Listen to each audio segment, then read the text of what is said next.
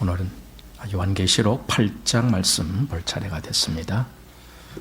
먼저 우리가 8장 1절로 해서 6절 말씀까지 함께 읽고 말씀 나누겠습니다. 8장 1절로 해서 6절입니다. 같이 읽겠습니다. 일곱째 인을 떼실 때에 하늘이 반시 동안쯤 고요하더니 내가 보매 하나님 앞에 시위한 일곱 천사가 있어 일곱 나팔을 받았더라.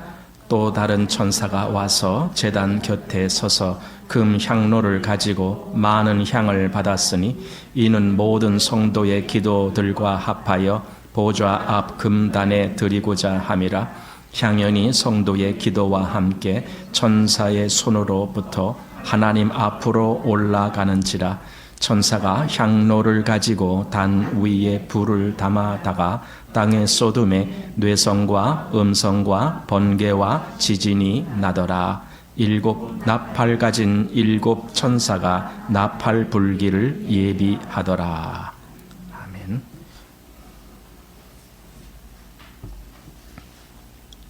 지난번에 7장 말씀을 우리가 살피면서 그때의 14만 4천인에 대한 인치는 하나님의 인이 그들의 이마에 쳐지는 그런 모습을 보고 또 오히려 하나님의 보좌 앞에 아무라도 능히 셀 수 없는 큰 무리가 거기에 모인 것을 보면서 이 땅에서는 하나님이 하나님의 백성을 세시는 거예요. 우리 민수기에서 보면은 하나님의 백성의 수를 세라라고 그렇게 말씀하셨잖아요. 그와 같이 이 땅에서는 하나님은 당신의 백성이 누구인지를 분명하게 선을 긋는 겁니다. 그래서 그 수에 들은 사람이 하나님의 사람이고 수에 들지 아니한 사람들은 하나님과 상관이 없는 사람들이 되는 거죠. 그래서 수를 세라 했는데 여기는 이제 인을 쳐라, 하나님의 백성들에게 인을 쳐라. 그래서 이스라엘 지파별로 했는데 결국은 그것이 영적인 의미에서 모든 그리스도인들을 두고 한마디로 교회를 두고 한 말씀이었다라고 우리가 보게 되고, 그래서 그 결국이 하늘에서는 온전한 교회가 그 아무라도 셀 수 없는 많은 큰 무리가 보좌 앞에 나와서 하나님께 그 종려 가지를 들고 보좌에 앉으신 이와 어린 양에게 찬송을 하는 그런 모습을 이제 미리 보여준 겁니다. 여러분 그걸 보면서 뭘 느낍니까? 그래, 저 자리가 내 자리야 이렇게 느껴집니까? 저 보좌 앞에 종려 가지를 들고 하나님과 어린 양을 찬송하는 그 위치에 내가 갈 거야 이런 마음이 됩니까? 네, 그런 믿음을 가지라고 이걸 보여주는 겁니다. 이 마지막에 될수록 그리스도인들에 대한 더 큰 어려움이 옵니다. 더 큰 시험도 옵니다. 우리의 믿음을 떨어뜨리게 하려고 사단은 최후에 더 큰 발악을 합니다.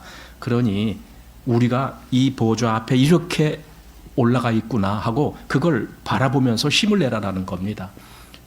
요한계시록의 목적이 바로 그런 의미가 있습니다. 요한계시록은 교회에 주는 말씀이다라고 제가 계속 말씀드립니다. 앞에서도 그래서 일곱 교회가 나온 겁니다. 모든 교회의 대표의 교회가 일곱 교회입니다. 그 일곱 교회에 주신 말씀이 있고 마지막 이제 이 뒤에 보면은 한 20장입니까? 거기에 보면은 그 말씀이 나올 겁니다. 20장인지 21장인지 얼른 찾아지지가 않네요. 마지막 22장에 나오는군요. 22장 16절 말씀에 나 예수는 교회들을 위하여 내 사자를 보내어 이것들을 너희에게 증거하게 하였노라. 예. 그냥 이것들 하면은 이 앞에서 말씀한 모든 것 다 얘기하는 거예요. 그걸 누구한테 한 거라고요? 교회들을 위해서. 그럼 교회들이 그거 듣고 뭐 하라는 겁니까? 믿음의 힘을 얻으라 이거예요. 그 끝까지. 예. 그래서 앞에서 일곱 교회의 말씀을 할 때에 이기는 자는 그 얘기를 했던 이유가 그겁니다. 교회는 이기는 자로 나타나는 겁니다. 그게 진짜 교회고, 그리고 마지막 때에 하나님의 보좌 앞에 나갈 때까지 승리자로서 우리의 이김은 뭐예요? 믿음이잖아요. 성경이 분명히 말씀했잖아요. 우리의 이김은 믿음이라고. 그러니까 그 믿음으로 믿음에서 떨어지지 않기를 주님이 또 기도하고 계시고, 그러니까 그 믿음으로 이기는 자가 되고 믿음으로 나중에 보좌 앞에 나아가는 거예요. 그게 교회입니다. 하나님이 그렇게 하시려고 요한계시록을 보여주신 겁니다. 그냥 보세요. 요한계시록이 뭐냐? 마지막 때에 하나님이 이렇게 심판하실 거야. 그렇게만 보면은 그건 역사밖에 안 되는 거예요. 이런 역사가 이렇게 진행될 거구나. 마지막 때 이렇게 되는구나. 과거부터 또 이렇게 해왔는데 이렇게 가는구나. 그럼 우리 역사 공부만 하는 거예요. 하지만 성경은 역사 공부를 위해서 우리에게 말씀하지 않아요. 우리에게 믿음을 주시기 위해서 말씀하는 거예요. 교회들에게 이 요한계시록을 말씀한 이유는 우리의 믿음입니다. 우리로 이기게 하시려고, 우리로 낙심하게 하지 않도록 그렇게 하시려고. 왜냐하면은 사단의 괴계가 아주 교묘하잖아요. 어떻게 해서든지 우리 믿음을 떨어뜨리기 위해서 아주 교묘한 미혹을 우리 주변 환경에도 갖다 놓고 우리 마음에까지도 어떤 우리의 그 마음을 흔들게 하는 그러한 것들을 많이 시도하잖아요. 이것들이 사단의 계획인데, 그런 것이 있다 할지라도 믿음의 사람들이요, 내가 이걸 보여준다. 그러니 너희는 믿음을 떨어뜨리지 말아라. 왜? 이렇게 할 걸 내가 미리 다 보여준다. 사실 요한계시록은 결론이잖아요. 이 세상에 하나님의 그 반대편에 있는 자들을 향한 심판과 하나님 편에 있는 자들이 영광 가운데 들어가는 이 결론이 나는 것이 요한계시록이거든요. 그러니까 결론을 미리 보여주는 거예요. 그러니까 우리 보고 낙심하지 말라라는 거예요. 결과를 모른다라면 사실 우리가 용기 내기가 쉽지 않을 거예요. 결과가 어떻게 될까? 그래.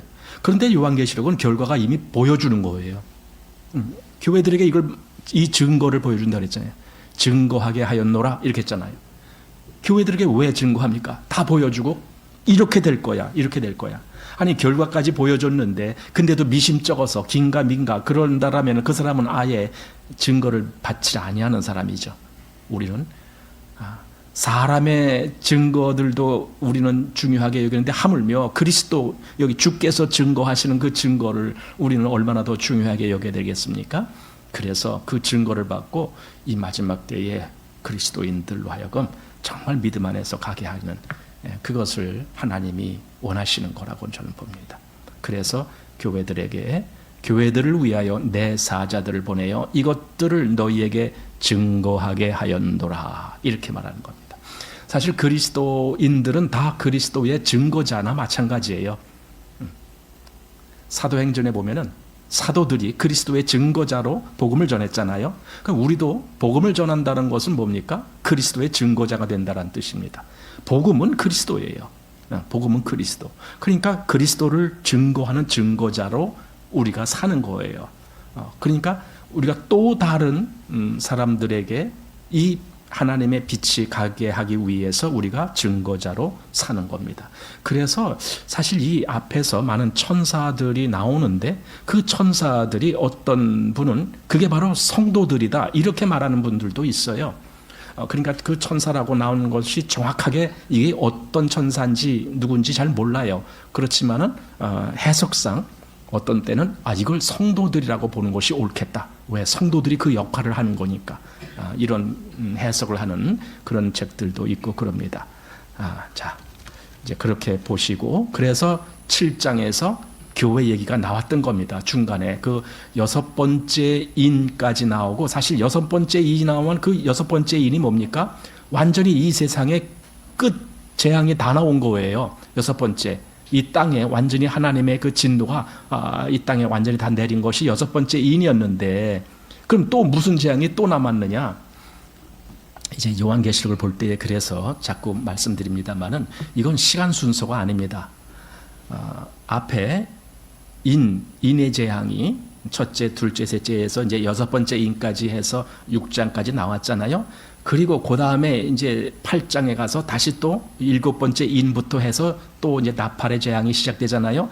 그러면은 이게 시간이 이 앞에가 인의 재앙이고, 그 다음에 인이 다 끝나면은 그 다음에가 나팔의 재앙이고, 이것이 다 끝나면은 그 다음에 대접의 재앙이고, 이렇게 되는 게 아니라는 거예요. 이미 인 재앙이 했는데 여기 6장 끝부분 보니까 그게 세상 끝까지 다 있을 재앙이에요. 그런데 인의 재앙은 표현을 좀 순하게 한 거예요. 그 다음에 나팔의 재앙도 역시 똑같이 인의 재앙과 똑같은 시간대에 똑같이 겹쳐 나오는 거예요. 이 나팔의 재앙이 좀 더 강한 표현으로 나오는 거예요. 그 다음에 또 마지막 대접의 재앙도 역시 그렇게 똑같이 나오는 거예요. 그래서 이 7번의 재앙이 계속 또 7번, 또 7번, 또 7번 이렇게 나오는 거예요. 그리고 마지막 7인 할 때 그 7인이 그냥 7인으로 딱 마치고 새롭게 나팔의 재앙이 시작되는 것이 아니라 7인을 떼고는 재앙 이야기를 안 해요. 그러다가 이제 나팔이 딱 7나팔이 준비된 거 그걸 딱 얘기를 해줘요. 그러니까 이게 어떻게 되는 거냐면은 7인, 7나팔 그리고 7대접이 이게 똑같은 거예요. 어떻게 보면은 똑같은 마지막 때 나타날 이 세상을 향한 하나님의 진노와 심판인데 이걸 어느 각도로 보느냐에 따라서 7인으로 표현하고 7나팔로 표현하고 7대접으로 표현하고 이렇게 하는 겁니다. 그래서 7인의 마지막도 이제 7인의 마지막이 6번째 인이지만은 그 6번째 인의 마지막이 이 세상의 끝에 부분이 다 나온 거고 그 다음에 7나팔을 할 때도 그 6번째 나팔까지가 이 세상의 끝이 다 나온 거예요. 그래서 이제 여러분이 요 받으신 요 프린트물을 보시면은 첫 번째로 7인과 7나팔 그리고 7대접이 이렇게 이제 똑같이 7의 표현으로 나오는 거예요. 그런데 7인의 몇 이렇게 표현들이 나오고, 그러니까 7인은 전체를 이렇게 크게 보는 의미에서 나오고, 또 7나팔은 좀 더 구체적으로 이렇게 나오고, 그리고 7대접의 그 모습이 완전히 이제는 심판이 결정에 이른 모습으로 그렇게 나오는 거예요. 이 똑같은 모습입니다, 이게. 그래서 지금도 7인, 7나팔, 7대접의 역사가 지금도 흘러가고 있어요. 지금도 진행 중이에요. 지금도 이것이 이건 아직은 시작이 안 됐구나 이렇게 보시면 안 됩니다. 지금 이것이 이미 시작되고 이미 진행돼 가고 있고 그리고 결론이 다 돼가고 있다. 지금 그겁니다. 결론이. 우리가 이 세상에서 보는 많은 재앙들을 볼 때에 점점 더 그 재앙들이 왜 그렇게 자연 재앙도 그렇고 인간적인 재앙도 그렇고 점점 더 아주 흉포해가는 그런 모습들을 보거든요. 실제적으로 이런 재앙이 일어날 때에 이게 하나님이 역사하신 마지막 때의 재앙이구나 이렇게 볼 필요가 있다라는 겁니다. 우리 지난번에도 쓰나미가 있다느니 지진이 있다느니 막 이런 얘기 보잖아요. 그리고 지금 보면은 사실 전쟁 얘기가 요즘도 계속 나오고 있잖아요. 근데 이 전쟁 얘기가 그렇게 쉽게 멈출 것 같지가 않아요. 전쟁이 지금 계속 그러고 있고, 그리고 지금 중국하고 대만, 이번에 대만 선거해서 대만에서 새롭게 뽑은 누구라 그래? 거기는 총통이라 그럽니까? 대통령이라 그럽니까? 대만 지도자가 완전히 반중 지도자를 또 뽑았잖아요. 그러니까 중국에서 엄청 지금 별로 안 좋아하는 그런 모습인데 중국은 어떻게 해서든지 요 대만을 자기 나라로 편입시키려고 편입시키려니까 어떻게 너 우리랑 하나 하자. 그런데 대만이 그래 좋아 이러니까 안 그러잖아요. 왜 안 그럴 수밖에. 대만은 완전히 거긴 체제가 이 민주주의 체제거든요. 근데 중국은 거기는 거의 독재 체제잖아요. 요번에도 러시아에서 누가 감옥에 갇힌 반 푸틴 있던 사람이 죽었죠. 나발린가 이름이 좀 복잡해 그쪽 발음하기가. 그런데 그런 사람들이 죽었는데 바로 전날까지도 감옥에서 쇠창살 너머로 그 사람이 이렇게 말하고 서로 대화하고 그 사람이 서서 웃기도 하고 막 이런 화면이 있었단 말이죠. 아니 어제까지 그랬는데 오늘 죽었다는 거예요. 그 사람뿐만 아니라 거기서는 그 지도자를 반대하는 사람들에게는 계속 지금 수십 명이 죽어갔죠. 이게 독재라는 거예요. 그러니까 반대의 말을 못하게 만드는 것, 그게 독재자죠. 중국도 똑같아요. 반대 이야기를 했다가는 쥐도 새도 모르게 없어져 버려요. 저 북한은 말할 필요도 없고, 북한은 반대 얘기 안 하더라도 박수 치는 것도 박수를 이렇게 치느냐 이렇게 치느냐에 따라서 죽어요. 그런 나라가 북한이에요. 그러니까 이런 것이 독재 체제다라는 겁니다. 그리고 그것이 이제 공산주의 체제고, 그러니까 중국이 그런 체제 국가고 대만은 반대로 자유국가인데 이게 하나가 되겠느냐고요. 더군다나 이제 홍콩이 과거에 영국 관할하에 있다가 이제 그 횟수가 100년이 차고 중국한테 돌려줬잖아요. 근데 홍콩에서는 이미 그 사람들이 자유라는 것을 누리고 있었는데 중국에 합병된다 그러니까 우리 싫다 그랬는데 그래도 어떻게 법적으로 그렇게 된 걸. 그래서 중국에 갔는데 그 대신 중국이 이 홍콩의 자유를 보장해라. 그래서 중국이 그럼 우리 보장해 준다 어쩐다 그랬는데 합병하자마자 홍콩에 있는 어느 신문사 그 사장을 그냥 어떻게 못하게 해버리고 막 그랬잖아요. 왜냐하면 그 신문이 반중 어떤 내용을 말하니까. 그래서 지금은 뭐 홍콩에 있는 많은 그 사람들이 다 떠나가 버렸어요. 해외로. 왜냐하면 중국의 그 간섭이 이제는 너무나 노골적으로 드러나니까. 그러니까 이런 거예요. 그래서 지금 대만하고 중국하고 하나가 되지 못하는 건데, 그런데 그것 때문에 중국은 그냥 그럼 니네대로 우리는 우리대로 살자 이게 아니에요. 어떻게 해서든지 그걸 먹으려고. 왜? 대만을 먹어야 그 다음에 대만을 지나서 그 태평양으로 나가는 길이 뻥 뚫리거든. 중국은 아무리 자기들이 뭐 배를 만들고 뭘 해도 이 태평양으로 나가기가 쉽지가 않아요. 이 위에는 대만, 또 뭡니까 그 아래 필리핀, 또 그 아래 또 인도네시아, 말레이시아 뭐 이런 나라들 뭐 해갖고 그리고 또 일본이 또 이렇게 섬이 쭉쭉쭉 있고, 그래서 여기가 쭉 이렇게 막혀 있어요. 사실은 막혀 있다는 것은 못 나간다는 것이 아니라 나가더라도 다 들킨다 그거예요. 웬만하면 다 들켜요. 잠수함이라면 모를까 그냥 배로 갈 때는 다 들키게 돼 있고 그랬거든요. 그러니까 자유롭지가 못하니까 늘 이제 그게 불만인 거죠.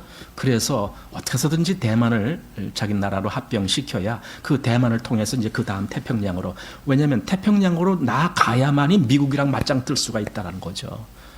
미국은 온 태평양뿐만 아니라 저쪽 대서양, 인도양 다 미국이 지배하고 있잖아요. 그러니까 이 중국은 어떻게 해서든지 그 나가서 자기네들도, 그래서 무슨 그 계획이에요. 그 1대1로 이런 거 있잖아요. 그 이렇게 두 길이 이렇게 내륙으로 통하는 길, 하나는 저 바다로 통하는 길 해갖고 저쪽 유럽까지 이렇게 해갖고 자기네 세력을 만들려고 막 애를 쓰고 막 그러죠.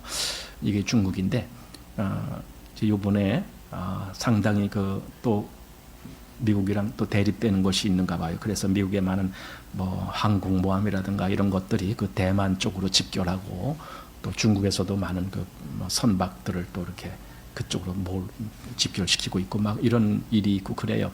언제 싸움이 일어날지 몰라요. 여러분, 우리나라도 사실은 그런 위험 속에 있어요. 저 북한에 있는 저 김아무개라는 사람이 그게 제정신 가진 사람입니까? 그렇지 않아요. 제정신이 있더라면 어떻게 자기 비록 이복 형이지만 그 형을 어떻게 죽입니까? 그것도 외국까지 쫓아가고, 또 고모부를 어떻게 또 그렇게 잔인하게 죽입니까? 그 외에 수많은 사람들이 죽임을 당한 건 그건 셀 수 없을 정도로 많잖아요. 그게 북한의 그 김아무개라는 사람이 그런 거 아닙니까? 거기다가 또 요즘은 또 그 몇 살입니까? 그 딸 주혜라는 딸 맨날 미사일 발사하는데 같이 데리고 가서 그러고 있고 그럽니다.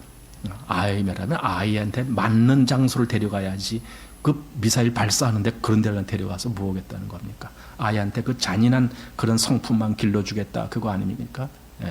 그게 지금 북한입니다. 그 북한이 이성적으로 대해서 될 그런 상대가 아니잖아요. 그러니까 언제든지 이 남한에다가 공격할 수 있는 그런 만반의 준비를, 그들은 밥 먹고 그것만 준비한 거잖아요. 그래서 핵을 갖고 있고 지금도 미사일이 얼마나 많이 발전했는지 몰라요. 자꾸만 그 미사일을 발사하는 시험을 하잖아요. 이번에 또 몇 번 쐈다, 뭐 몇 번 쐈다 그런 뉴스가 많이 나오잖아요. 그게 왜 자꾸 그러는 겁니까? 밖에다 보여주는 것도 있지만 자기들도 그거 시험하는 겁니다. 자꾸 시험해 보면서 더 좋은 뭐 이런 더 위협적인 그런 미사일을 개발하는 거. 그게 그들이 하는 일이거든요. 그래서 우리나라에 언제든지 쏠 뭐 그런 것들을 준비해 놓고 있는 거죠. 북한의 계략은 우리나라지 저 일본이나 미국이 아니에요. 말로는 미국한테 얼음장 놓고 일본한테도 막 꽝꽝거리고 떠들지만은 북한은 일본이나 미국 건드리지 않아요. 우리나라만. 그러니까 미국이나 일본한테 떠드는 이유는 니들 내가 이 남한 칠 때 니들 여기 오지 마라. 그런 의미가 있는 거거든요. 니들 오면은 내가 니네 공격해. 그러니까 오지 마. 이제 이런 의미로 미국까지 가는 대륙간 탄도 미사일 뭐 이런 걸 만들어 놓고 있는 거거든요. 이게 세상이란 말이죠. 세상이 이 마지막 때가 될수록 점점 그런 것이 더 강한 그런 어떤 위험성이 드러나는 겁니다. 왜냐하면은 이 진노가 지금 현재 진행 중이라니까요. 그래서 하나님의 인, 또 나팔, 그리고 대접이 지금 계속 벌어지고 있는 그 상황을 말해주고 있는 거라니까요. 그런 위험 속에 우리가 살고 있어요. 그러니 진짜 지금은 요한계시록의 시대에 살고 있는 거예요. 우리가. 자, 그래서 아까 7장에서 그 교회에 대한 말씀을 그렇게 그 인의 그 여섯째 인까지 그 마지막에 심판이 이렇게 있을 것이다라까지 말씀하고 나서 교회에게 얼마나 큰 위로가 되는 그런 말씀을 주시는가, 이게 7장이거든요. 그래서 하나님 보좌 앞과 어린 양 앞에서 정말 흰옷을 입고 찬송하는 그 아무도 셀 수 없는 큰 물이 바로 그 속에, 그게 교회고 그 속에 내가 들어가는 것이다. 내가 그 속에 있을 거야. 여기서 어떤 일이 벌어져도 하나님이 나를 잊질 않아. 그 잊지 아니한다는 표시로 나에게 인친 거예요. 인친 거. 성령으로 인친 거예요. 자, 이런 모습이 그리스도인들에게 얼마나 큰 위로가 되나, 이제 그겁니다. 프린트물은 계속 갖고 계시면서 이제 수시로 여러분들이 참고해서 보시면 좋습니다. 계시록을 한 번에 이렇게 파악하기가 쉽지가 않기 때문에 읽으시면서 이게 뭐지, 이거 넷째 나팔인데 이게 다른 거랑 어떤 관계가 있는 거지 하고 이제 할 때 펼쳐서 보시면 좋겠습니다. 자, 그래서 오늘은 이제 8장으로 갑니다. 8장 드디어 일곱째 인, 일곱째 인. 그 일곱째 인 자체가 어떤 재앙을 말씀하고 있지는 않아요. 왜냐하면 재앙은 여섯째 인으로 끝났어요. 일곱째 인은 사실 또 다른 어떤 것을 보여준다, 그런 의미가 있는 거예요. 또 다른 어떤 것이 뭐냐? 그게 나팔, 일곱 나팔의 재앙을 보여준다라는 겁니다. 그러니까 인이 끝나고 보여주는 것이 아니라 그 인이 진행되고 있는 가운데 또 다른 각도에서 보면은 이런 것이 보인다라고 하는 그런 의미로 일곱 나팔을 보여주고 있다라는 겁니다. 그래서 이 나팔 재앙이 8장부터 해서 11장까지 나옵니다. 근데 11장까지 나오는데 중간에 이제 그 10장과 11장 14절까지는 조금 다른 내용이 나오죠. 이제 제가 여기 프린트물에 보면 그게 나옵니다. 그걸 막간이라고 이제 이렇게 어느 책에 보니까 그렇게 써 있더라고요. 막간이라고. 그래서 저도 그냥 그렇게 썼는데 막간 이렇게 나오는데 어쨌든 그런 모습이 있고 결국은 11장까지 가서 일곱 나팔이 이제 끝난다라는 걸 이제 생각하면서 8장을 이제 보면 좋겠습니다. 그래서 일곱 나팔도 일곱 인의 재앙과 같은 구조가 똑같은 구조예요. 똑같은 구조. 그런 모습으로 이제 보게 됩니다. 자, 보십시오. 8장 1절. 일곱인을 떼실 때에 하늘이 반시 동안쯤 고요하더니 내가 봄에 하나님 앞에 시위한 일곱 천사가 있어 일곱 나팔을 받았더라. 그러니까 일곱인은 또 다른 장면을 보여준다. 지금 그겁니다. 그러니까 일곱인 자체가 이거다. 그게 아니고 일곱인은 또 다른 장면에서 보는 쪽으로 연결해 주는 모습이다. 그래서 8장에서 9장까지 6번의 그 나팔 재앙이 나옵니다. 근데 이제 9장 마지막에 보면은 이렇게 되어 있어요. 한번 보십시오. 9장 마지막에 21절 또 그 살인과 복술과 음행과 도적질을 회개치 아니하더라 이렇게 되어 있습니다. 이게 회개치 아니하더라고 말한 것이 10장과 관련이 있기 때문에 그렇게 보는 겁니다. 왜냐하면 이 앞에서도 우리가 6장 마지막에 그 큰 날의 그 진노에 누가 능히 서리요 이랬잖아요. 그게 6장 끝이거든요.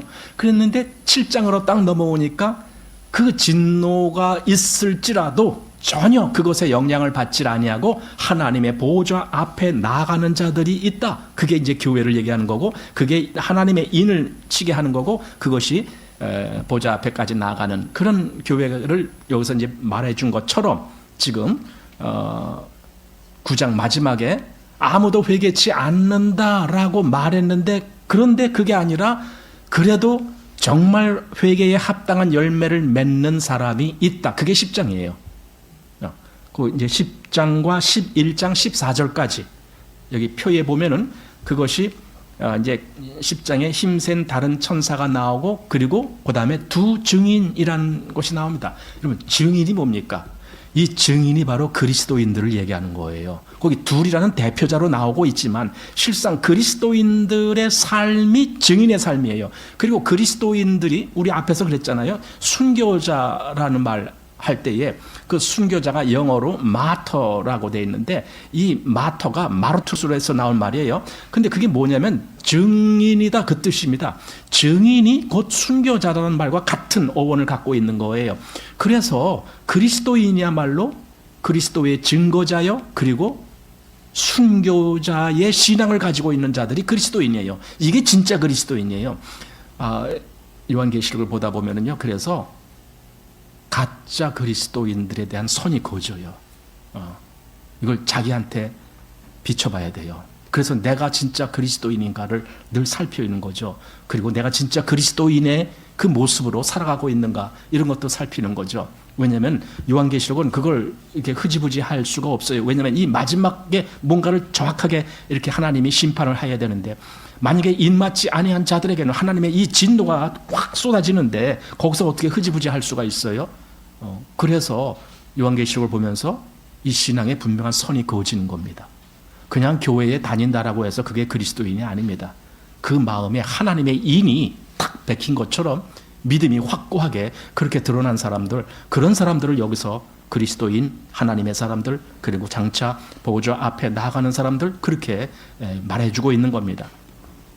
그래서 여기 아무도 회개치 아니하지만 그 회개에 합당한 사람으로 이제 10장과 11장 그 중간까지 해서 나오는 것이 지금 성경에서 보여주는 겁니다. 말하자면 대답이죠. 대답. 이 9장 끝에 대한 대답. 그래서 10장에는 또 무슨 내용이 나오냐면 작은 책이 나와요. 9절과 10절 말씀 보면은 작은 책인데, 요한복음 너가 이 책을 갖다 먹으라 이렇게 해서 먹었는데 네 입에서는 달지만 네 배에서는 쓰게 될 거다. 그래서 요한이 실제로 그걸 작은 책을 먹었습니다. 여러분, 진짜 책이라면 그걸 어떻게 먹어요? 생각을 해보세요. 이게 진짜 책을 먹는 거라면, 이 책이 뭡니까? 이 당시에 두루마리 아닙니까? 그 두루마리를 어그적 씹어 먹어요? 여러분, 그거 가능합니까? 여러분, 이 책 잡수세요. 그럼 잡수실 수 있겠어요? 여기서 책을 먹는다라는 말은 뭡니까? 이게 말씀을 받는다라는 뜻이에요. 그래서 이걸 단지 문자적으로 해석하면 안 되는 겁니다. 그 의미를 해석할 수 있어야 됩니다. 책을 먹는다? 말씀을 받는다라는 뜻이에요. 말씀을 자기 걸로 받는다는 뜻이에요. 근데 입에서는 달아요. 근데 배에서는 써요. 하나님의 복음의 말씀을 받을 때도 똑같은 현상이 일어나는 거예요. 처음에 내가 죄 사함 받고 구원받았다 얼마나 기쁜지 몰라요. 이게 입에선 단 거예요. 그런데 이제 내가 정말 그리스도인으로서 살아간다라고 할 때에는 많은 시련과 싸움이 내게 오는 거예요. 이게 쓴 거예요. 그 모습을 말씀을 받은 자에게 나타난다. 그래서 말씀을 먹어라. 네 입에서는 꿀과 같이 달나 네 배에서는 쓰리라. 이렇게 말씀한 거예요. 그 역사가 아까 아무도 회개치 아니하지만 실제로 말씀을 받는 자들이 나타나고, 그 다음에 그리스도의 증인으로 나타나는 두 증인이 나타나고 이런 사람들이 있다. 그리고 다시 또 재앙 얘기를 해주는 거예요. 그러니까 앞에 인해 재앙의 구조와 똑같다니까요. 구조가. 앞에서는 교회가 그 사이에 딱 나타나고 여기서는 진짜 그리스도인이 어떤 사람인지가 나타나고 그런 모습으로 이것이 전개되는 겁니다. 그래서 복음을 받은 두 증인, 말하자면 증인, 순교자죠. 그들은 순교자고 증인의 역할을 했던 사람들이다. 근데 그 두 증인이 죽잖아요. 순교하는 거죠. 말하자면 순교하는데 사람들이 그 사람을 장사도 못 지내게 내버려 두라 그래요. 아니 그게 뭡니까? 사람이 죽었으면은 장사를 지내야 그 죽은 자에 대한 예의잖아요. 근데 장사도 못 지내게 한다는 것이 이게 뭐냐면 그리스도인들은 세상에서 이렇게 냉대를 받는다라는 거예요. 가장 큰 치욕 아닙니까? 죽은 시체가 그냥 길바닥에 버려져 있는 거. 장사도 못 지내고. 근데 그런 대접을 받는 것이 그리스도인이에요. 그 두 증인은 그리스도인의 대표자입니다. 그리고 이제 12장부터 해서 14장까지 보면은 여기 이제 하나님의 구속사가 나옵니다. 사실 여기 굉장히 중요한 내용들이 나오는데 하나님의 구속사가 다시 나와요. 이게 뭐냐면은 그래서 요한계시록이 시간 순서가 아니라는 것을 더욱 말해주는 겁니다. 하나님의 구속사가 나온다라는 말은 예를 들어 12장에는요 그리스도의 초림이 다시 거기 기록되어 있어요. 그리스도의 초림이 나오고 그리스도의 그 어떤 부활이 나오고 그리고 그로 말미암아 형성되는 시작되는 교회가 다시 나오는 거고 이건 다 과거에 이미 2000년 전에 다 있었던 내용인데 다시 나온다니까요. 그게. 그리고 13장에서는 그리스도의 그 십자가로 하나님의 사람이 된 그들이 땅에서 쫓김을 당하는 것. 그리고 사단이 완전히 이 세상을 미혹하는 그런 모습이 거기에 그려지고 있습니다. 그래서 뭐가 나옵니까? 용이 나오고 짐승이 나오고 그럽니다. 그 용과 짐승이 기적을 일으키면서 유혹을 해요. 어떤 기적이냐? 마치 죽었다가 다시 살아난 것 같은 기적이에요. 그 사단은요, 하나님 흉내를 내고 있다니까요. 죽었다가 사신 분이 예수님이시잖아요. 그러니까 자기들도 그런 흉내를 내고 있어요. 죽은 것 같이 있다가 살아난다. 그러니까 사람들이 대단하다 하면서 자기들을 따르게 이렇게 하나님이 흉내를 내고 성령 흉내를 내고 그럽니다. 그리고 이 세상을 유혹합니다. 너 세상에서 편하게 살기 원하지? 그러면은 이 표를 받아야 돼. 그래서 666이 나온 겁니다. 완전히 자기 사람으로 만드는 겁니다. 사단도. 그러니까 하나님이 인을 쳐서 완전히 하나님의 사람, 하나님께 소속된 그런 사람으로 아까 갈라놓았듯이 사단도 완전히 자기에게 속한 사람을 갈라놓는 겁니다. 그래서 666이라고 하는 그 표를 받게 하는 겁니다. 그 표를 받으면 넌 편안해. 그 표 안 받으면 너는 이 세상에서 살기가 엄청 힘들 거야. 그냥 그 표를 받기만 하면 얼마나 편안해. 그러니 니들 다 받아라. 이렇게 되는 겁니다. 그래서 이 세상의 평안, 편안함 그걸로 사람들을 완전히 자기 사람 만드는 거예요. 그러니까 그리스도인들도 정신 차려야 될 이유가 그겁니다. 우리가 정말 세상의 편안함 그것만을 추구한다면 여러분 우리는 사단한테 속아 넘어갈 수밖에 없는 거예요. 사단이 유혹하는 게 그거거든요. 이거 받아야 잘 돼. 이 666을 받아야 잘 돼. 이렇게 자꾸 유혹하는 게 사단이거든요. 우리가 세상에서 잘 되는 걸 하나님 믿으면 잘 돼, 잘 돼. 이건 사단의 말입니다. 하나님 말씀 아닙니다. 하나님 말씀은 오히려 그리스도인들이 세상에서 많은 고난과 시련과 역경을 겪을 거야. 이것이 그리스도인들에게 임하는 거예요. 너희가 세상에서는 환난을 당하나 담대하라. 내가 세상을 이겼노라. 이렇게 말씀하신 분이 그리스도시에요. 그러니까 우리가 세상에서 편안하고 잘 된다. 그걸 위해서 나는 하나님을 믿어. 여러분 이거 다 가짜예요. 그렇게 말하는 교회 다 가짜 교회예요. 이 세상에서 평안을 주겠다라고 하나님이 그렇게 말한 것이 아닙니다. 왜 그러느냐? 이 세상은 사단이 주관하고 있고 사단이 이 세상 임금이고 그리고 이 세상은 장차 지금 여기 계속 보이는 것이 그겁니다. 하나님의 심판 아래 있는 거예요. 그걸 우리가 좋아하고 있습니까? 하나님의 심판받을 대상인데 우리는 이 세상에서 우리는 벗어나서 세상에서 나와서 하나님 게 가는 거예요. 그래서 세상에 살 때에도 세상으로부터 나왔다라는 의미가 그게 교회라는 의미입니다. 교회. 그래서 헬라어로는 에클레시아라고 하는 말이잖아요. 그 에클레시아라는 말이 어디로부터 부름을 받았다. 그래서 나왔다. 뭐 그런 뜻입니다. 그게 교회입니다. 교회는요, 세상 따라 사는 게 아니라 세상에서 떨어져 사는 거예요. 그리고 하늘나라를 바라보면서 사는 거예요. 그게 세상에 사는 그리스도인들의 모습입니다. 근데 사단은 세상에서 좋은 것을 주겠다. 그러니 너는 내 말대로 이 표를 받아라. 666. 여러분, 하나님의 수는, 하나님의 그 완전수가 7입니다. 7. 그래서 이 세상을 창조할 때도 일곱째 날 하나님이 모든 걸 끝내고 안식하셨다. 이렇게 말씀하고 있습니다. 그 7이라는 숫자로 이제 하는데, 그래서 여기 재앙들이 계속 일곱 번째, 뭐, 철째 인, 둘째 인해서 일곱 번째 인, 또 첫째 나팔, 둘째 나팔 해서 일곱째 나팔, 뭐, 그 다음에 대접도 일곱째 대접, 일곱, 이런 단위로, 이게 뭐냐? 하나님이 그렇게 하신다라는 의미예요. 그런데 사단의 수는 하나님 숫자보다 하나 모자라는 수, 즉, 6이 사단의 숫자예요. 6. 그러니까 하나님은 그 하나님 숫자 7에다가 삼위일체라는 그 3자, 이 3자도 하나님 숫자거든요. 그래서 7이 3번 있는 거, 7, 7, 7. 예. 그게 하나님 숫자예요. 사단은 하나님이 흉내내서 자기도 셋을 얘기합니다. 근데 사단이니까 6을 말할 수밖에 없어요. 사단은 7이 안 돼요. 모자라는 거예요. 그래서 6인데 그 6이 3번에서 6 하는 거예요. 그 표를 주는 거예요. 그게 여기 666이에요. 그러니까 이걸 가지고 뭘 실제적으로 여기다 뭘 받았다, 뭐 어쨌다, 그런 거 말하지 마십시오. 이거는요, 그 마음에 하나님이 없는 사람은 다 받게 돼 있는 거예요. 하나님의 인침이 없는 사람들은 그 마음이 사단 지배하고 있는 거예요. 그 사단의 인을 맞은 거예요, 그게. 모든 생각하는 것이 사단의 생각을 하고 있는 거예요.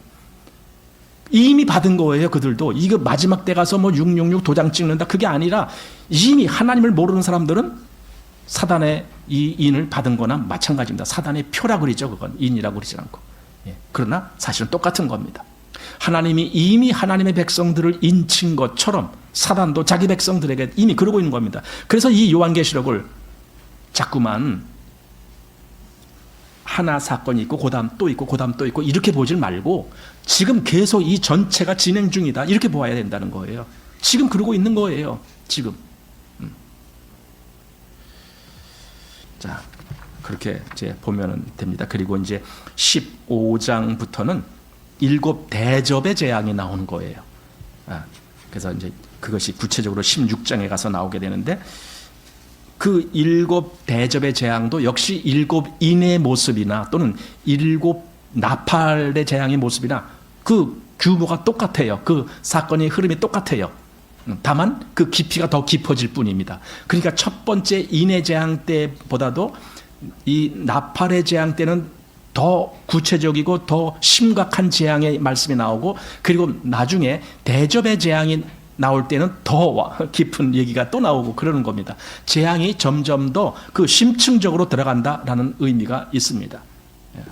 그리고 이제 그런 재앙이 다 지나가면은 결국은 계시록 21장, 22장이 나옵니다. 이게 뭡니까? 심판이 끝나고 하나님 나라가 완성되는 거예요. 새 하늘과 새 땅이 나오는 거예요. 그게 하나님이 하시고자 하는 목적인 겁니다. 그 새 하늘과 새 땅의 온전함이 주어지기 위해서는 앞에 사단의 모든 세력들이 다 끝내져야 돼요. 그걸 놔두면 안 됩니다. 그냥 뒤죽박죽이 됩니다. 그래서 이 계시록에 있는 이 7단계의 재앙들, 3번의 그 7단계의 재앙들, 인, 나팔, 그리고 대접, 이것은 결코 떨어져서 인이 먼저고 그 다음에 나팔이 그 다음 두 번째고 세 번째가 대접이고 이렇게 보지 마시고 이 세계가 전체가 다 한꺼번에 진행되고 있다, 지금 이미 그 상태에 있다라는 걸 우리가 봐야 된다라고 봅니다. 자, 여기 1절에 그랬습니다. 8장 1절에 일곱째 인을 떼실 때에, 그러니까 일곱째 인을 뗀다는, 이거 이는 누가 떼는 거예요?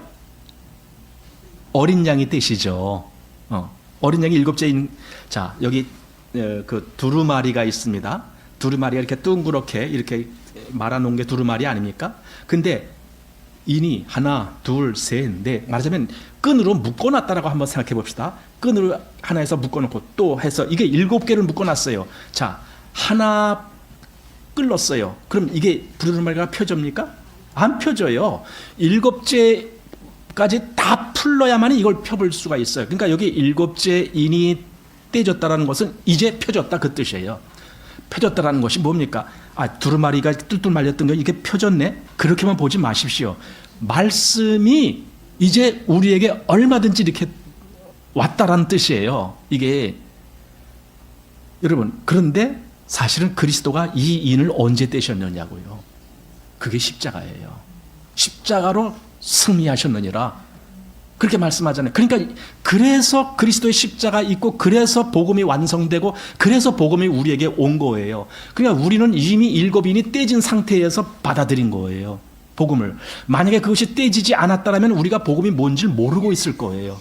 그냥 7인으로 봉해는 것이 뭐 하나 두 개 끌렸다라고 이게 열어지지 아니하니까. 그래서 7인이 떼셨다라는 말은 이미 그리스도의 십자가로 말미암아 그 모든 비밀이 다 열렸다. 이제 그런 의미가 되는 겁니다. 우리 골로새서 1장 한번 보십시오. 자, 골로새서 1장 26절 말씀 보겠습니다. 제가 읽겠습니다. 이 비밀은 만세와 만대로부터 오므로 감추었던 것인데 이제는 그의 성도들에게 나타났고, 여러분 나타났다란 말이 뭡니까? 그게 열렸다란 뜻이에요. 두루마리가 그냥 이렇게 봉인되어 있으면 나타난 게 아닌 거예요. 이제 열렸다 그겁니다. 그래서 나타났고 하나님이 그들로 하여금 이 비밀의 영광이 이방인 가운데 어떻게 풍성한 것을 알게 하려 하심이라. 그걸 다 알려주신다는 거예요. 그게 하나님 뜻입니다. 그래서 이 비밀은 너희 안에 계신, 이미 너희 안에 계셔.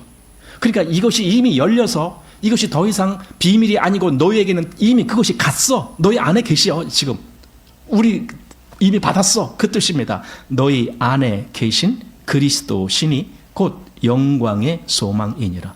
이거예요. 그러니까 우리는 이미 그게 열려졌다라는 의미로 받아들이게 된다. 하나님의 말씀이 열렸어요. 이거예요. 과거에는 하나님의 말씀이, 과거에도 보면 어떤 선지자에게 너는 그것을 봉함하라 뭐 이런 말씀이 있어요. 봉함하라, 열지 말아라 그거야. 이건 마지막 때 열 것이다. 그런데 그리스도가 십자가에서 그 모든 것을 다 이루셨다라고 할 때 선포된 거예요. 승리하시는 거예요. 그리고 이 비밀스러운 이것들이 다 열려서 이제는 우리에게 그 복음이 온 거잖아요. 그러니까 그리스도가 이 땅에 오셔서 그 역사를 이루셨다라고 하는 것이 엄청난 사건이에요. 말하자면은 처음에 사도 요한이 이 두루마리를 그 인을 떼거나 그래서 이걸 보거나 읽거나 할 사람이 아무도 없어갖고 어떻게 써요? 울었다고요. 그러니까 왜 우느냐? 이게 엄청난 비극이니까. 그것이 이루어지지 아니하면 엄청난 비극이 있는 거야. 이 세상에는. 그게 반드시 인을 다 떼고 열려서 이제 그 말씀이 다 선포되고 다 이루어지고 이렇게 해야만이 진짜가 이루어지는 거니까. 그래서 사도 요한이 울었다. 그랬더니 장로 중에 하나가 울지 말라. 누가? 다윗의 사자. 다윗의 사자 또 뭐라 그랬어요? 유다 지파의 사자 그랬나요? 이기셨다. 이겼다는 거예요. 이겼다. 얼마든지 그 인을 떼시래라. 그래서 그 역사가 일어난 거예요. 근데 우리는 정말 그 결과로 지금 이렇게 복음을 받아들이게 된 겁니다.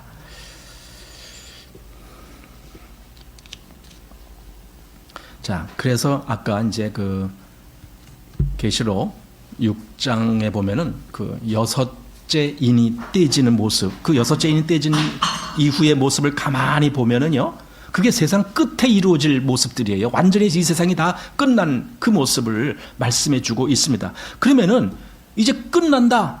7째 인을 떼면은 이제 완전히 끝난 거야. 이렇게 해야 될 텐데, 이게 또 나온 거예요, 뭐가. 그래서 이게 시간의 연속으로 보는 것이 아니라 이게 그 앞에 있는 6인에 대한 그 모든 모습이 다시 다른 각도로 보면은 이제는 나팔의 재앙으로 볼 수 있는, 그리고 또 다시 보면은 이젠 대접의 재앙으로 보게 되는, 그렇게 보는 것이 옳다라는 겁니다. 왜냐하면 이미 인의 그 재앙 속에서 세상 끝이 다 나왔으니까.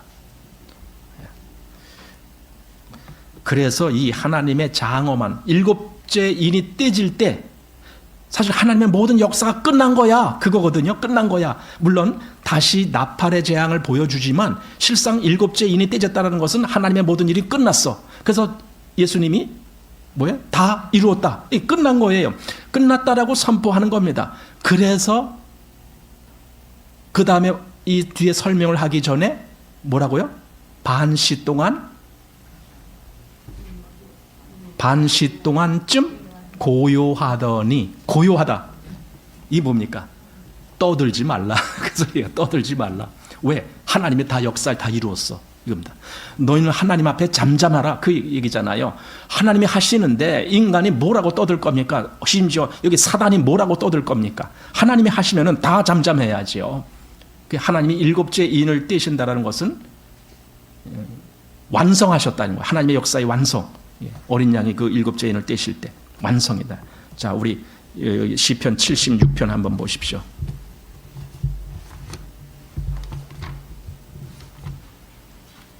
자, 시편 76편 6절 말씀 보십시오.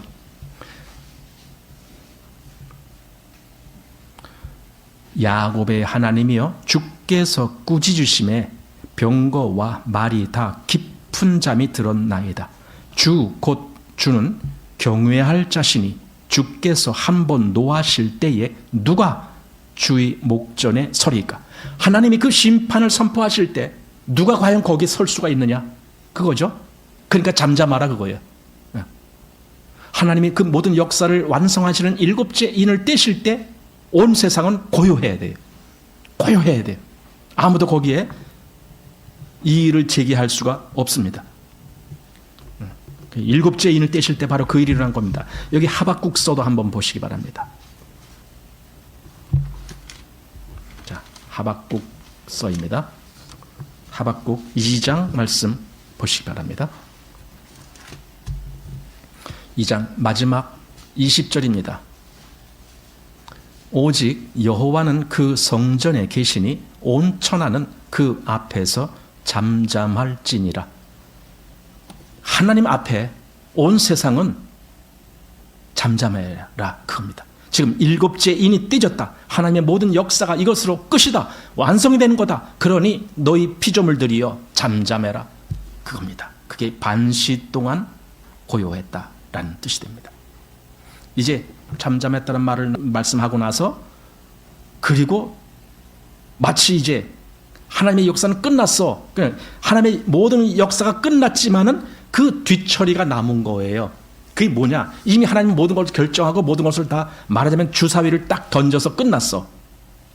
그럼 그것에 대한 결과가 이 뒤에 계속 나올 거 아닙니까? 그게 그 뒤에 나오는 뭐 일곱 나팔이니 일곱 대접이니 계속 나오는 거예요. 하지만 이미 끝난 거예요. 그게 일곱째 인을 떼실 때 그 모든 역사는 끝난 거예요. 말하자면 결정이다. 그리스도가 승리하신 거예요. 이미 그리스도는 이미 이기셨다니까요. 이미 이기셨어요. 여기 뭐 심판, 뭐 사단을 심판한다, 뭐 용을 잡아서 어떡한다, 이미 끝난 거예요. 그거는 다만 그 결과, 그것이 실행되는 것이 이제 시간적으로 남아 있을 것 뿐이지 이미 결정은 다 끝난 거라니까요. 그리고 우리는 그래서 이미 승리자라니까요. 이미 이긴 싸움이라니까요. 지금 우리가 뭐 이거 이길 수 있느냐 어째느냐 낑낑거리고, 아니야, 우린 이미 이겼다니까요. 이겼는데도 현실 속에서는 힘들고 어려운 일을 맞이하는 거예요. 하지만은 우리가 이겼다라는 걸 바라봐야 되는 거예요. 이 싸움은 내가 이겼어. 사단아, 너 내 앞에서 그렇게 네가 힘 많은 척 하지만은 너는 진짜야. 내가 이겼어. 이 선포를 계속 하는 거예요. 이게 그리스도인이 이기는 삶이에요. 그래서 이런 모든 역사가 하나님이 심판하시고 나서 이제 그 18장까지 나가요. 요한계시록. 그리고 19장에 딱 들어가면은요, 무슨 말씀이 나오느냐면은 거기 한번 보세요. 심판이 결국 그 요한계시록 지금 우리가 보는 8장의 그 7째 인을 떼시고 나서 그 이후에 나오는 모든 것들은 정리하는 것뿐이에요. 이긴 싸움 정리하는 거. 그 싸움에 이겨서 많은 그 잔해물 들이고 뭐 많은 노량물 들이고 거기에 흩어져 있어. 그거 하나하나 가서 거두어오는 거예요. 그게 쭉쭉 이어서 이제 18장까지 나오는 거예요. 그리고 19장으로 딱 들어가면은 그래서 뭐가 나옵니까? 19장 1절 보십시오. 이 일 후에, 자, 이 일 후에 뭐예요? 그 정리하는 일 다 한 후에 그거예요. 이 일 후에 내가 들으니 하늘에 허다한 무리의 큰 음성 같은 것이 있어 가로되 할렐루야, 구원과 영광과 능력이 우리 하나님께 있도다. 그의 심판은 참되고 의로운지라 음행으로 땅을 더럽게 한 큰 음녀를 심판하사 자기 종들의 피를 그의 손에 갚으셨도다 하고, 그게 끝이 아닙니다. 또 3절에 두 번째 가로되 할렐루야 하더니 그 연기가 세세토록 올라가더라. 또 24장로와 네 생물이 엎드려 보좌에 앉으신 하나님께 경배하여 가로되 아멘 할렐루야. 아니 이거 어디서 본 거 아닙니까? 그 앞에서 봤잖아요. 그러니까 그 시간이 이 시간이에요. 지금 이미 앞에서 보여준 것은요 사실은 결론을 이렇게 보여준 것뿐이에요. 그러니까 시간이 1장 지나고 그다음에 2장 지나고 3장 지나고 이렇게 되는 거 아니라 그냥 한꺼번에 이것도 보여줬다가 저것도 보여줬다가 막 이렇게 되는 거예요. 이 7번의 이런 재앙들도 그래서 한꺼번에 지나가고 있다니까요. 지금 따로따로가 아니고. 자, 그래서 또 할렐루야 했죠. 또 5절에도 얘기가 나오고 그 다음에 또 6절 보십시오. 6절 중간에도 할렐루야 주 우리 하나님 곧 전능하신 이가 통치하시도다. 이렇게 계속 할렐루야 찬송이 일어나는 거예요. 이게 뭡니까? 다 이제 싸움에서 그 이긴 싸움 다 정리하고 이제 하나님 영광만 남았습니다. 그거예요. 하나님이 이렇게 하신 것이 합당합니다 하고 하나님께 영광을 돌리는 거예요. 그게 계시록입니다. 그러니까 계시록은요 아주 신나는 장이에요. 여러분 지금까지는 계시록은 나 이거 뭔 말인지 모르겠어 끙끙거리고 있었을지 모릅니다. 여러분 하나하나 그 낱말을 해석하려고 하면 끙끙거리는 거예요. 그게 뭔지 몰라요. 저도 몰라요. 낱말 여기 왜 이렇게 이 말 썼지 몰라요. 하지만 그 전체를 보면은 아 하나님이 싸움에서 이겼다고 하시는구나. 그거예요. 그리고 하나님이 우리 교회를 그리스도인들을 그렇게 하늘에 하나님의 보좌 앞으로 데려가시는구나. 그 앞에 그 영광스러운 위치로 데려가시는구나. 그게 요한계시록이라니까요. 그럼 진짜 신나는 거예요. 진짜 이게 기운을 잃고 비시비시를 하는 게 아니라 진짜 힘을 낼 수 있는 그런 말씀이 요한계시록인 거예요. 근데 자꾸만 요한계시록을 이상하게 어렵다, 어려운 거야. 자꾸만 이렇게만 주입시켜 놨기 때문에 요한계시록 아예 안 봐요. 사람들이. 못 봐요. 그게 잘못이죠. 아닙니다. 요한계시록은 교회들에게 주는 말씀이고 교회들에게 힘을 주게 하는 말씀입니다. 그걸 그렇게 보면은 잘 보는 거예요. 그래서 반시 동안 고요해. 이 하나님의 모든 평정이 이루어지는 시간이야. 그게 평정. 모든 것이 7째 이니까 마지막 끝나는 거니까. 그래서 8장에 그래서 첫 번째로 뭔 얘기가 다시 나오느냐? 자연 재앙이 나와요. 이 세상에 그 이제 나팔을 불면서 그 첫 번째부터 네 번째까지 계속 나팔을 불면서 이 자연계의 재앙이 나오는데 이게 뭐 아니 우리 그러잖아요. 그 출애굽할 때에 바로 왕 앞에 가서 10번째까지 재앙이 가잖아요. 그럼 우리 같으면은 그럴 거예요. 아니 왜 10번째까지 저렇게 질질 끌어? 그냥 한 번에 장자를 죽이는 심판을 탁 내리면은 단 한 번에 끝날 텐데 이렇게 생각되지 않으세요 혹시? 아니에요. 하나님은 자꾸만 우리에게 기회를 주시는 거예요. 사실 바로에게도 기회를 주는 거예요. 그게 물론 바로가 강팍하다는 걸 하나님이 이미 아셨지만은 하나님의 습성상, 하나님의 그 성품상 하나님은 한 번에 뭔가를 끝내는 것이 아니라 여러 번 오래 참으시는 하나님의 성품으로 기회를 주시는 거예요.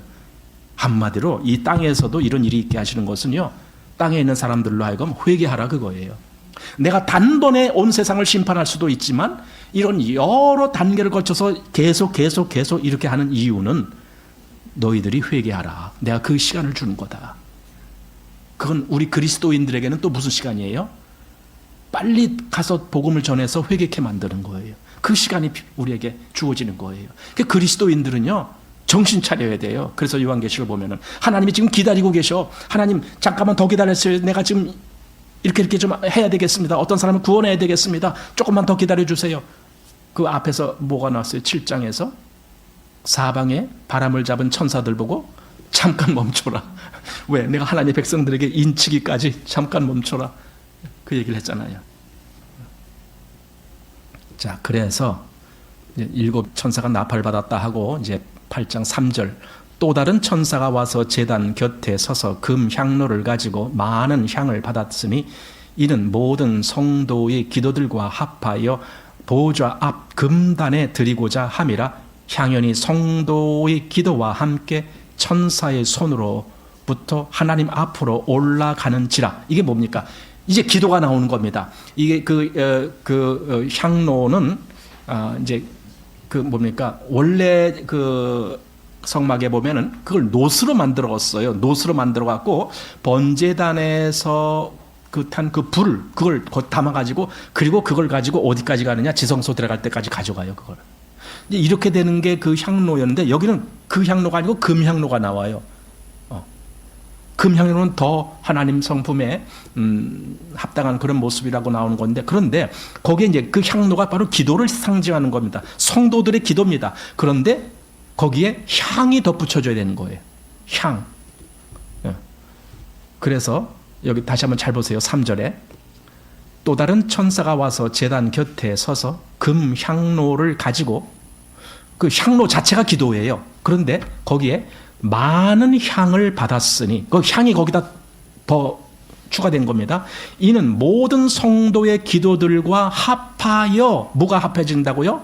향이. 그러니까 성도들의 기도에 향이 합해지는 겁니다. 그래서 합해져서 어떻게 해요? 보좌 앞 금단에 드리고자 함이라. 보좌 앞 금단은 거기에 그 뭡니까? 그 성소 안에 있는 그 금향단이라고 하는 그것을 상징하는 거예요.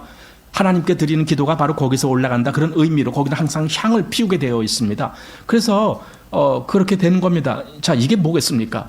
성도들의 기도가, 아니 이걸 생각해보세요. 아니 성도들의 기도가 여지껏 하나님 앞에 가지 않고 여기 계속 있다가 이제야 그 천사가 그걸 가지고 하나님께 드리는 건가?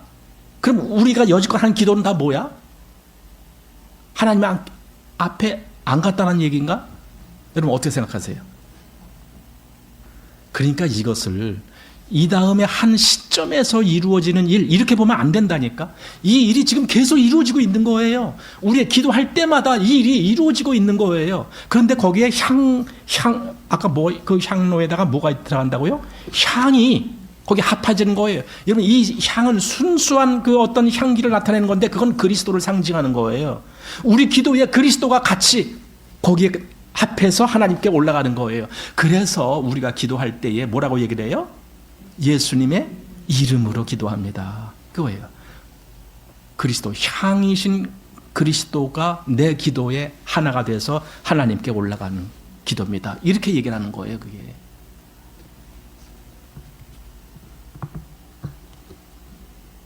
우리의 대제사, 이게 사실 대제사장이 그 지성소에 들어갈 때 모습이거든요. 이게 지금 이게 레위기 16장을 시간이 없더라도 좀 보셔야 좋을 것 같습니다. 자, 레위기 16장 말씀입니다.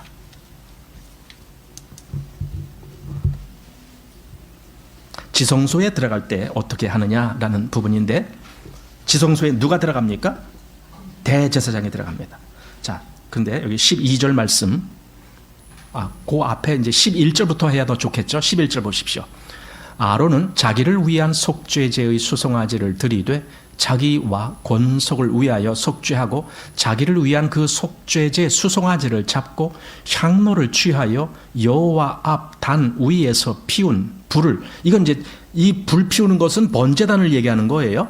그 기도를 드리는 그 향단에 거기서는 이런 거 아닙니다.